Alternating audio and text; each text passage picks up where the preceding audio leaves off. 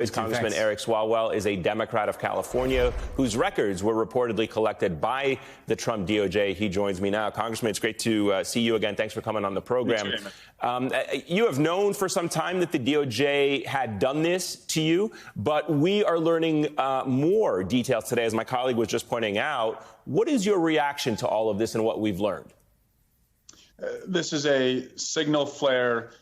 The flashing of the dashboard right now that we are in for some concerning times, because Trump and his DOJ went after their critics when there were serious lawyers at the DOJ. And now you have very unserious people in Pam Bondi and Kash Patel who are coming in and promising to clear out all of those individuals. Now, I will also say, if Donald Trump wanted to look at pictures of my kids and 49ers memes, he could have just followed me on Instagram.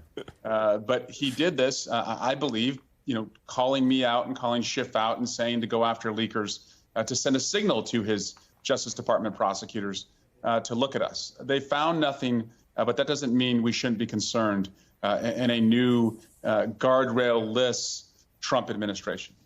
Our country has a little bit of history with this. There is precedent for this. Of course, FBI under its first director, J. Edgar Hoover, he loved to spy on his perceived domestic enemies.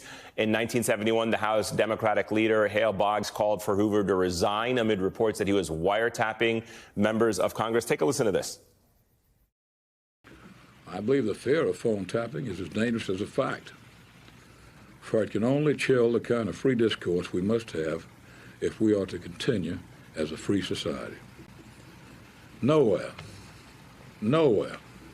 is free speech more vital than in the halls of Congress. It is the very essence of this organization, which is the People's Forum. Of course, President Nixon actually took Hoover's side, as we all remember. He stayed on at the FBI until his death the next year. Congressman, when you look back at that, when you hear that, if history does repeat itself, which we hope it does not, but what are members of Congress prepared to do about it? We're going to be the fence that protects the country from this new wrecking ball administration. Essentially, the House will fence him in. We have a very strong minority, a united minority on the House Democratic side. And we're only essentially 2 seats down, and we know where to go to find Republican allies. But I just want to say this, Eamon, and I'll say this to the president-elect.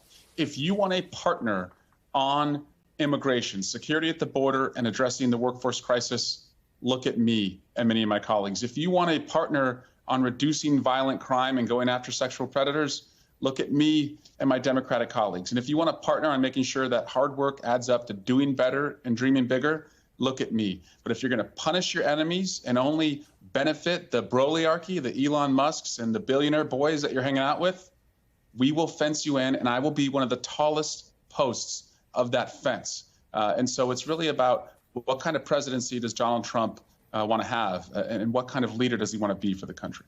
So much of this comes down to, as we heard from Ken and others previously, that it depends on who actually runs the law enforcement agencies, if you will, under Trump. And I got to say, it's not giving us a lot of confidence right now. He's picked MAGA loyalist in Kash Patel to run the FBI.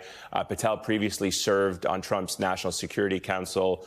And his old boss in that job, former National Security Advisor John Bolton, writes in the Wall Street Journal today that Kash Patel does not belong at the FBI. Quote, too many of Mr. Trump's personnel selections evidence his assiduous search for personal fealty, not loyalty to the Constitution. Kash Patel's nomination as director of the Federal Bureau of Investigation squarely fits this pattern.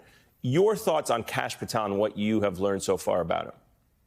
Oh, I worked across from Kash Patel on the House Intel Committee, and he was a loyalist to Devin Nunes and did everything to be a wrecking ball there. And he blindly followed the orders of Nunes and essentially Trump. And he'll do the same at the FBI. But to the agents at the FBI and the DOJ prosecutors, I say this. I was a prosecutor once. I had an oath to upkeep to the Constitution and to the court.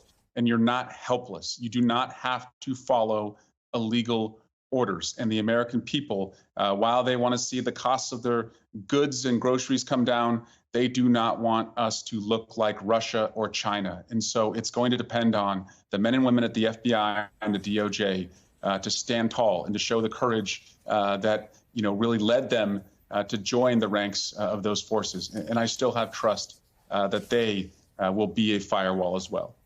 All right, Congressman Eric Swalwell from California. Congressman, it's great to see you again. Thank you.